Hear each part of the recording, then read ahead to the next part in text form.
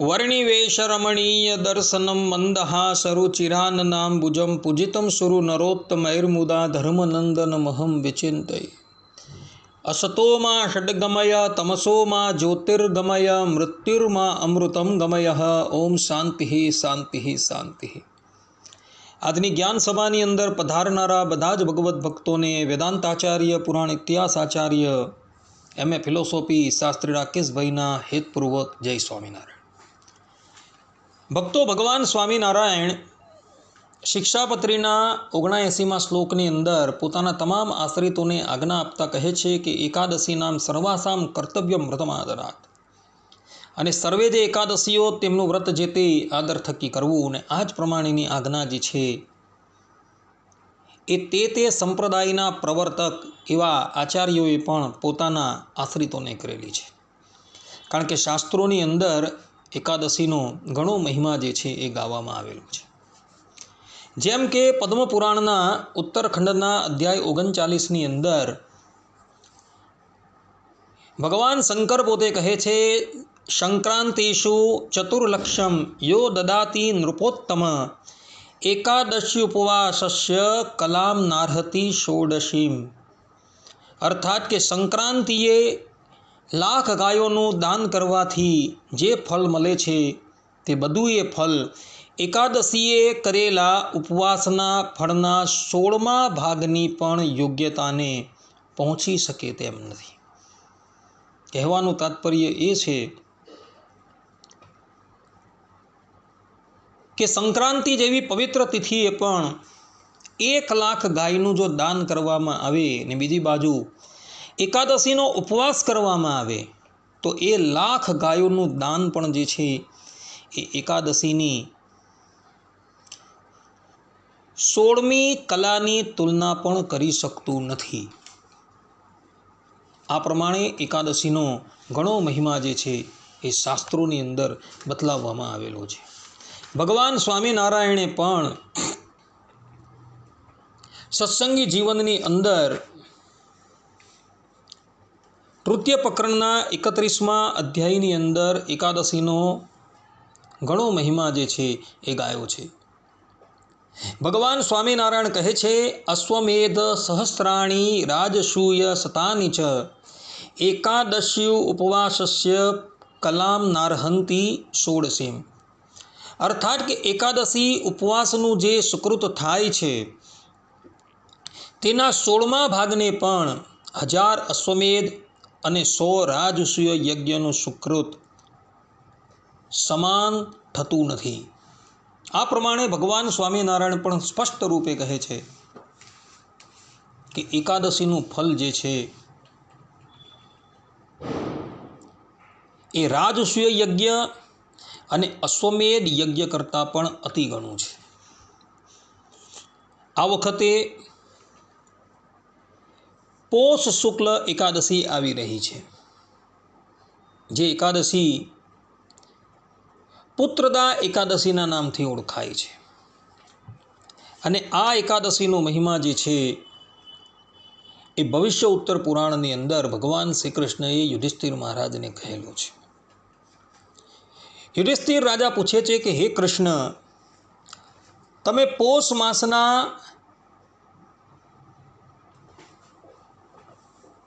શુક્લ પક્ષની એકાદશીનો મહિમા જે છે એ અમને કહો। હે ઇન્દ્રિયોના અધિપતિ પુરુષોત્તમ, પોષ માસના શુક્લ પક્ષની એકાદશીનું નામ શું છે, તેનો કયો વિધિ છે, તે દિવસે કયા દેવની પૂજા કરવામાં આવે છે, અને પુરુષોત્તમ એવા તમે શ્રી કૃષ્ણ ભગવાન કોને પ્રસન્ન થયા છો? શ્રી કૃષ્ણ ભગવાન બોલ્યા કે હે મહારાજા યુધિષ્ઠિર, પોષ માસના શુક્લ પક્ષની વિશે જે એકાદશી આવે છે તે એકાદશીનો વિધિ લોકોના હિત માટે કહું છું, તે આપ શ્રવણ કરો। હે યુધિષ્ઠિર રાજા, પ્રથમ કહેલી એકાદશીની વિધિ પ્રમાણે પ્રયત્ન કરીને આ એકાદશી કરવી। આ એકાદશી પુત્રદા નામથી પ્રસિદ્ધ છે અને સર્વ પાપને હરનારી છે।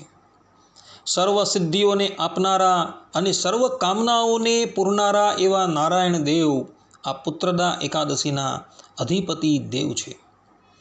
આ સ્થાવર જંગમ વાળા 3 લોકની અંદર એ નારાયણ દેવથી કોઈ પણ અતિ ઉત્તમ દેવ છે જ નહીં. એ નારાયણ દેવ લોકોને વિદ્વાન, યશસ્વી તથા લક્ષ્મીવાન કરે છે. હે ધર્મરાજ, પાપને હરનારી એવી ઉત્તમ કથા હું તમને કહું છું, તે આપ શ્રવણ કરો. ભદ્રાવતી નામની નગરીને વિશે સુકેતુમાન નામે રાજા રાજ્ય કરતો હતો. તે રાજાને શૌબ્યા નામે વિખ્યાત રાણી હતી.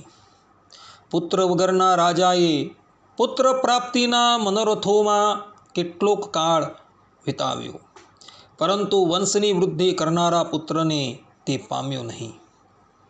તેથી સુકેતુમાન રાજા ધર્મ કરતો કરતો બહુ કાળ સુધી વિચાર કરવા લાગ્યો કે હવે શું કરું અને ક્યાં જાઉં, તથા મને કેવી રીતે પુત્રની પ્રાપ્તિ થાય.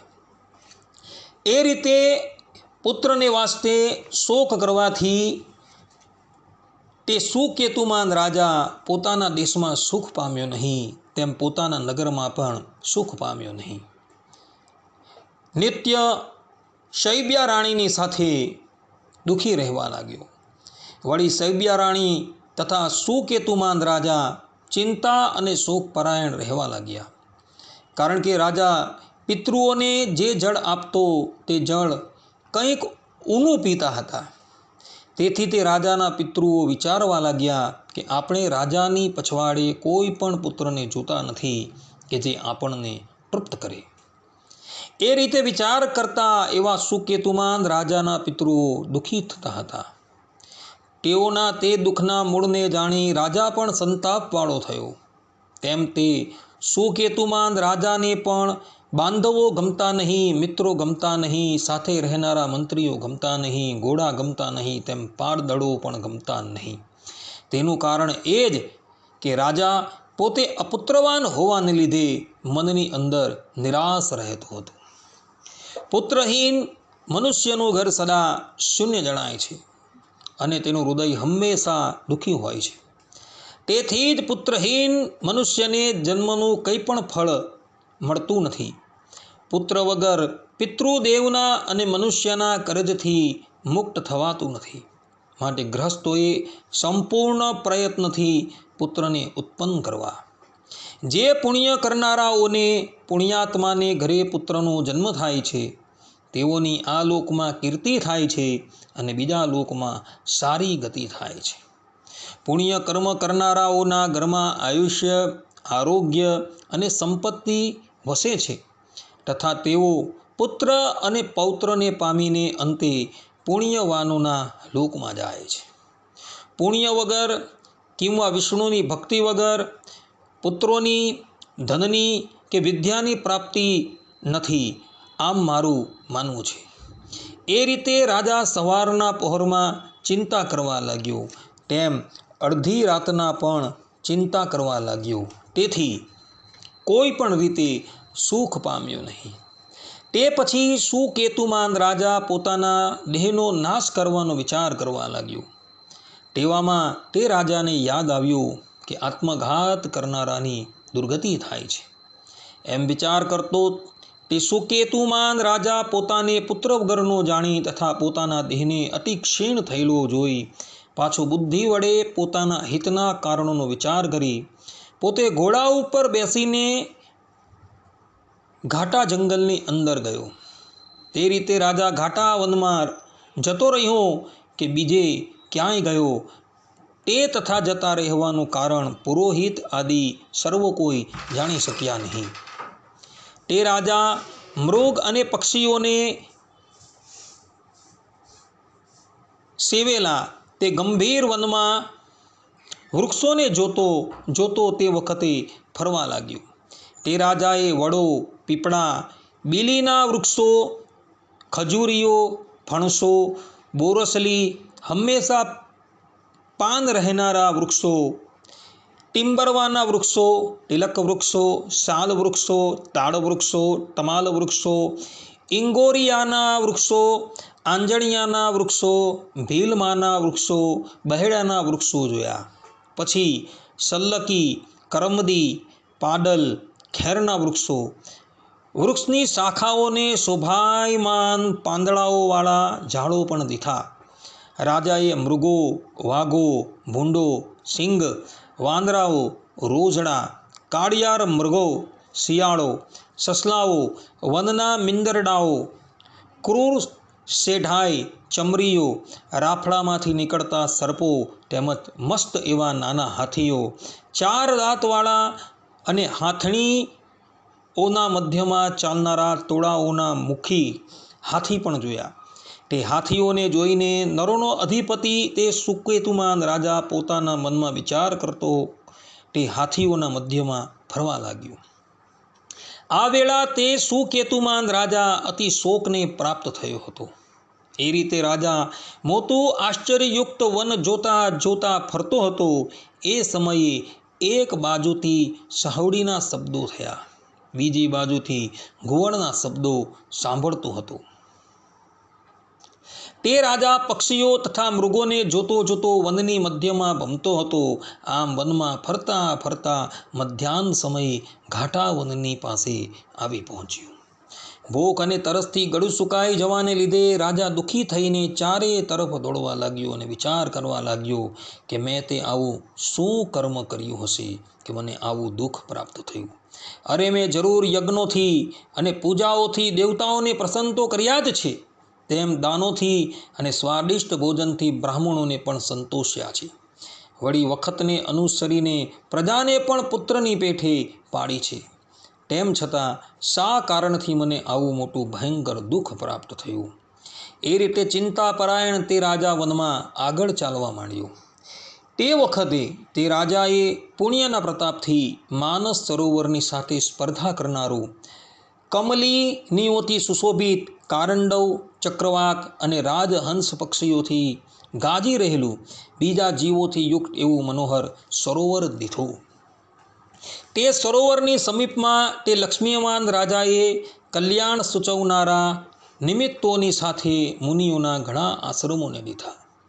તે રાજાના નેત્રોમાં અતિ ઉત્તમ એવું જમણું નેત્ર તથા શુભ ફળ સૂચવતો એવો જમણો હાથ ફરકવા માંડ્યો. તે સરોવર કાંઠે વેદનો જપ કરતા મુનિઓને જોઈને તે રાજા ઘોડા પરથી હેઠો ઉતરીને મુનિઓની આગળ ઊભો રહ્યો. ત્યારબાદ ઉત્તમ વ્રતવાળા તે મુનિઓને જુદી જુદી વંદના કર્યા પછી તે શ્રેષ્ઠ દંડવત પ્રણામ કરી ઘણો રાજી થયો. એ રીતે રાજાએ દંડવત પ્રણામ કર્યા પછી તે મુનિઓએ રાજાને કહ્યું કે હે રાજા, અમે તમારા આગમનથી પ્રસન્ન થયા છીએ. હે રાજા, તમારા મનમાં જે શંકા હોય તે હમણાં જ નક્કી કહો. રાજા બોલ્યો, તમે ઉગ્ર તપ કરનારા કોણ છો તથા તમારા શું નામ છે? તમે અત્રે શા સારું એકઠા થયા છો એ સત્યતાથી કહો. મુનિઓ બોલ્યા, હે રાજા, અમે વિશ્વદેવો છીએ અને સ્નાન કરવાને અર્થે અહીં આવેલા છે. આજથી નજીકમાં 5મે દિવસે માઘ માસ બેસે છે અને હે રાજા, આજ પુત્રદા એ નામથી પ્રસિદ્ધ એકાદશી છે. આ પોષ માસના શુક્લ પક્ષની પુત્રદા નામની એકાદશી પુત્રની ઈચ્છાવાળાને પુત્ર પ્રદાન કરે છે. રાજા બોલ્યો, હે મુનિઓ, પુત્રોને ઉત્પન્ન કરવા માટે આ મોટો યત્ન છે. જો તમે મને પ્રસન્ન થયા હો તો જરૂર સુંદર પુત્ર આપો. મુનિઓ બોલ્યા, હે રાજા, આજે જ પુત્રદા એકાદશીની તિથિ છે, તે એકાદશીનું ઉત્તમ વ્રત કરો. હે રાજાઓના ઇન્દ્ર, અમારા આશીર્વાદથી ને વિષ્ણુ ભગવાનની પ્રસન્નતાથી જરૂર તમને પુત્રની પ્રાપ્તિ થશે.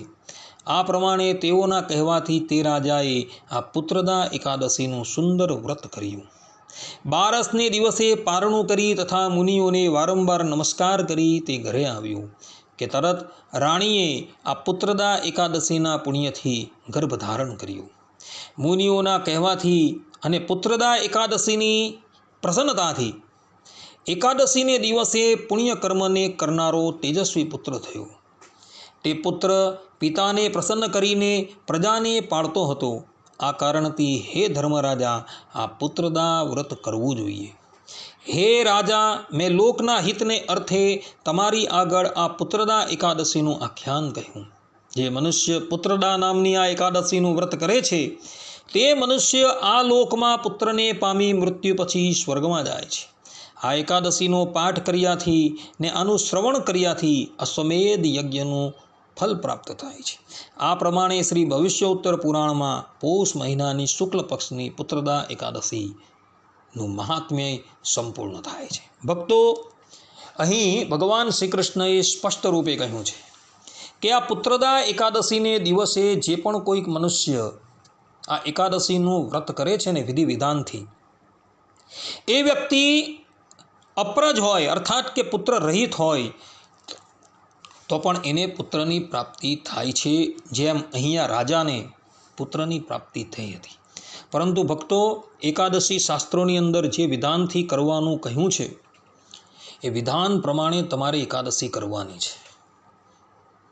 અને એકાદશીને દિવસે રાત્રિને વિશે જાગરણ પણ કરવાનું છે. એ બાબતની અંદર ભગવાન સ્વામિનારાયણ સત્સંગી જીવનના તૃતીય પ્રકરણના 33મા અધ્યાયના 186થી 188મા શ્લોકની અંદર કહે છે કે એકાદશીને દિવસે રાત્રિને વિશે ભગવત કીર્તનાદિ વડે જાગરણ કરવું. રાત્રિએ જાગરણ માટે વિષ્ણુ મંદિરમાં કે સંત મંડલ સન્નિધિમાં જતા પુરુષને પદે પદે અશ્વમેધ યજ્ઞના ફલની સિદ્ધિ થાય છે. તેમાં જાગરણ માટે પ્રવર્તેલા પુરુષોએ પુરુષ એવા જ સંતોના મંડળની સમીપે જવું, સ્ત્રીઓએ તો સતી સ્ત્રીઓના જ મંડળની સમીપ જવું. તે જાગરણ ભગવાનની કથા વગેરે વડે જ કરવું, પણ દ્યુત, ગ્રામ્ય વાર્તા વગેરે વડે ક્યારેય પણ કરવું નહીં. આધારાનંદ સ્વામી હરિચરિત્રામૃત સાગર 1598-30-33ની અંદર કહે છે કે ભગવાનને રાજી કરવા માટે શ્રદ્ધા રાખીને જે એકાદશીનું જાગરણ કરે છે તેનું ફળ હરિભક્તોને અવિચલ અક્ષરધામમાં મળે છે.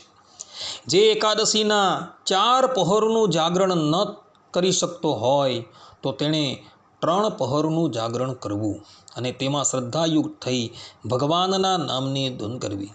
જેનાથી 3 પહોરનું પણ જાગરણ ન થઈ શકે તેણે 2 પહોર સુધીનું જાગરણ કરવું, અને 2 પહોરનું પણ ન કરી શકે તો તેણે 1 પહોરનું અર્થાત કે 3 કલાકનું જાગરણ તો જરૂર કરવું. અને જે 1 પહોરનું પણ જાગરણ ન કરી શકે તે તો ગુણ બુદ્ધિવાળો છે. સૂર્યાસ્ત થાય ત્યાંથી ગણતરી શરૂ કરવાની છે. દૃષ્ટાંત તરીકે શિયાળાની અંદર 6:30 વાગે સૂર્યાસ્ત થાય તો ત્યાંથી 3 કલાક ગણવાના છે, એટલે 9:30 પર્યંતનો 1 પ્રહર કહેવાય. એ પ્રમાણે જે આખી રાત જાગરણ કરે છે ને એનું એ જાગરણ જે છે એ સર્વોત્તમ કહેવાય છે. માટે ભક્તો, એકાદશીને દિવસે 1 પ્રહરનું, 2 પ્રહરનું, 3 પ્રહરનું કે 4 પ્રહરનું જાગરણ જે છે એ અવશ્ય કરજો. કારણ કે જાગરણ કરવાની ભગવાન સ્વામિનારાયણે અને આધારાનંદ સ્વામીએ આજ્ઞા કરેલી છે. માટે ભક્તો, એકાદશીને દિવસે રાત્રિને વિશે અવશ્ય જાગરણ કરજો. આ વાત ભગવાન શંકરે પણ પદ્મપુરાણની અંદર ઉત્તરખંડ અધ્યાય 38ની અંદર કહેલી છે.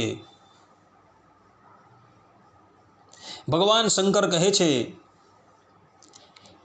કે જે મનુષ્ય એકાદશીનું વ્રત કરી તે નિમિત્તે આંખનો 1 પલકારો કે અડધો પલકારો પણ જાગરણ કરે છે તો ધર્મ, અર્થ, કામ તથા મોક્ષ અવિનાશી પદને પામે છે. અહીં તો ભગવાન શંકર એમ કહે છે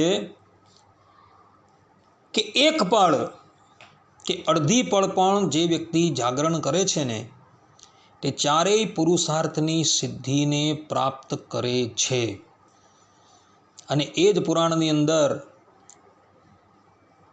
એ જ અધ્યાયની અંદર ભગવાન શંકર કહે છે કે જે લોકો કલિયુગરૂપી સર્પ વડે દંશાયેલા હોય, એકાદશી તિથિએ પણ જાગરણ કરતા નથી, તેઓ ખરેખર શ્રી વિષ્ણુની માયા વડે મોહિત થયા છે. તે જ પ્રમાણે આ કલિયુગમાં જે લોકોની એકાદશી તિથિ સેવી હોય છતાં તે એકાદશી જો જાગરણ વિના જ પસાર થઈ હોય, તે એકાદશીનું વ્રત ભલે કરતા હોય તો એ ખરેખર વિનાશને જ પામ્યા છે, એમાં સંદેહ નથી. કહેવાનું તાત્પર્ય એ કે એકાદશી કરી હોય પણ એકાદશીનો ઉપવાસ કરી એ નિમિત્તે જાગરણ નથી કરતા, એ વ્યક્તિને એકાદશીનું કોઈ પણ ફલ પ્રાપ્ત થતું નથી, એવું ભગવાન શંકર અહીં કહી રહ્યા છે. માટે ભક્તો એકાદશીના દિવસે અવશ્ય જાગરણ કરજો. આટલું કહીને હું મારું આ પ્રવચન જે છે અહીં વિરામ આપું છું. સર્વે સંતુ નિરામયઃ, સર્વે સુખીનો ભવંતુ, સર્વે ભદ્રાણી પશ્યંતુ, મા કશ્ચિત દુઃખ ભાગ ભવેત. અસ્તુ. જય સ્વામિનારાયણ.